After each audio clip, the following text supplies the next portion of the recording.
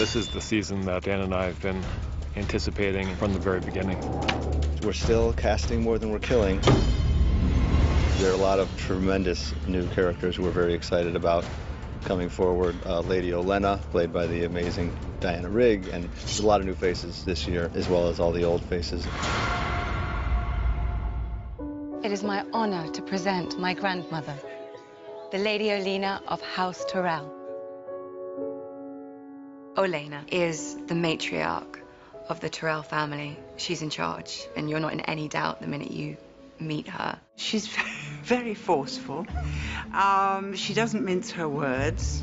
She's witty, which always is fun to play. I don't care what people believe, and neither do you. As an authority on myself, I must disagree. It sort of goes without saying that the men aren't worth as much. I haven't got half the brain cells in the Tyrell family that the women do. Loras is young and very good at knocking men off horses with a stick. That does not make him wise. She doesn't think too highly of them. Men in general, in fact. She thinks the world would be better if it were run by women. I think the audience will see her as a kind of female equivalent to Tywin Lannister.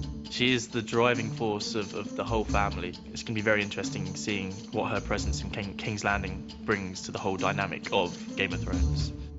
Do you have a name? This one's name is Missandei, Your Grace. She's Krasnis, the slave master for the Unsullied's right-hand girl. Master Krasnis says you cannot afford this. She's incredibly intelligent and can speak every language under the sun. And Dany sees how useful she'll be, but also sees, I think, a lot of herself in her and can kind of see that it's a young girl who's capable of much more than the position she's in. Missandei's very clever. She's very intelligent and she's a good girl. She's a kind, gentle one. Valar Morghulis. All men must die. But we are not men. Yeah, girl power. That's kind of been our themes throughout the scenes. We've been like, you know, promoting the girl power a little bit. So. Don't look so grim, Jon Snow. Mance Rayder likes you. You'll live another day.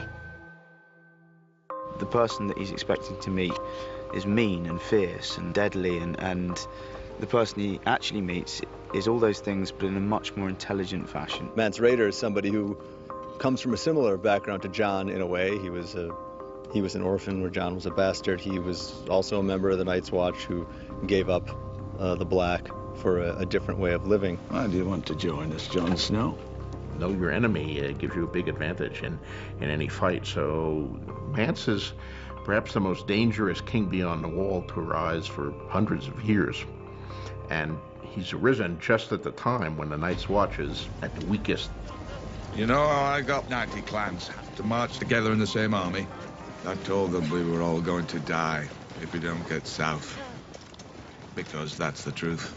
Mance, who was one of the Night's Watchmen, has now gone over the wall, and he's gone to the side of the Wildlings, which are kind of like a scattered tribe of people, and he's trying to unite them all because he knows that there's a bigger enemy. This chicken eater you thought was king is Tormund Giantsbane. Tormund is a larger-than-life figure. He's one of the leaders of the Free Folk. He was one of the people that Mance had to subdue because he was not a man who listened to anybody. And Mance managed to win his allegiance, and Tormund has been one of his most loyal lieutenants, so to speak, ever since. The funny thing is that Jon Snow thinks that I'm Mance Rayder. I'm mocking Mance Rayder because I look more kingly than him. But Tormund finds a great liking in Jon Snow, becomes fond of him. That's how Tormund is, you know. He goes for the gut feeling. I like it, boy. But if you lie to me, I'll pull your guts out through your throat. They quite like each other. They respect each other. He likes people not being scared of him. He's no crow. Just because you want him inside you, don't make him one of us. Orell, he doesn't believe Jon at all, and he's making life pretty uneasy on him. We are the bad cop and the good cop. Of anyone that Jon's met through this series, the person he wants to put a sword through most is Orell.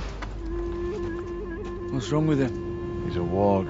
He is a wildling walk, which means he can put his consciousness into the consciousness of an animal. The animal that I can do that with is an eagle. And so I can then go on reconnaissance flights and then report back. Not another step, boy. I'm unarmed. My sister carries the weapons. Jojen comes to kind of help explain what's happening to Bran. You can get inside his head. Only when I'm asleep. Well, that's how it begins until you learn to control it.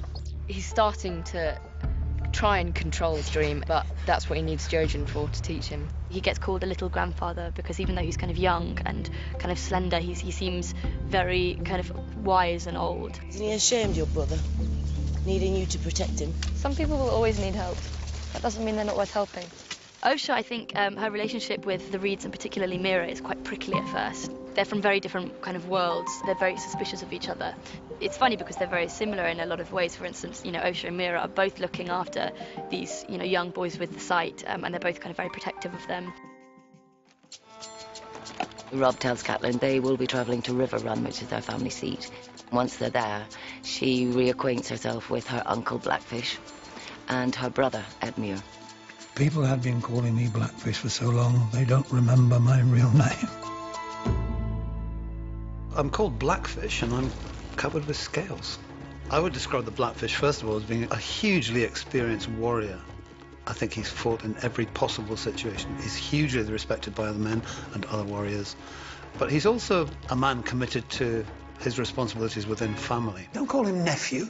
He's your king. Blackfish understands I've been elected king amongst my men, and I must have done something right for so many men to have followed me into battle, and I think the Blackfish understands that, and there's a level of respect. I meant him no disrespect. You're lucky I'm not your king. I wouldn't let you wave your blunders around like a victory flag. Edmure is younger than Cat or Lysa and was the little baby in the family for a long time, and to a certain extent was spoiled, coming along late as he did. And he's still trying to prove himself. I would describe Edmure as being an extremely irritating human being. Constantly lets me down, the family down. On the face of it, he's a tall, straight-back, soldierly-looking guy who messes up quite a lot. I'm sorry. I didn't know. He's sort of outgoing character. He's sort of quick to temper, quick to humour, but maybe not the most sort of contemplative character. So, yeah, he tends to get himself in some hot water. Who are you? Thoros of Myr. Who do you fight for? The Brotherhood without banners. He is a Red Priest. He was a kind of cynical member of the clergy who went through the motions but didn't believe it, and then something miraculous happened. And he's a firm believer.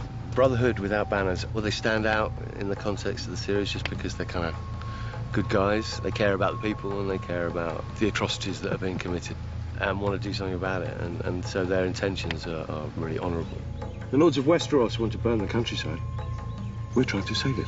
And they come from all sorts of backgrounds, and they've there's Stark deserters, Baratheon deserters, and Tanners, and they're a kind of hodgepodge.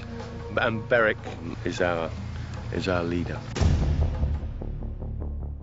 Beric Dondarrion, you're fighting for ghosts. That's what we are. Ghosts. Waiting for you in the dark.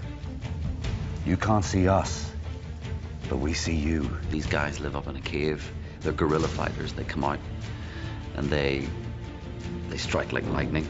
Any oppressive force that is in the land, they'll go out and teach them a lesson. But the night is dark and full of terrors.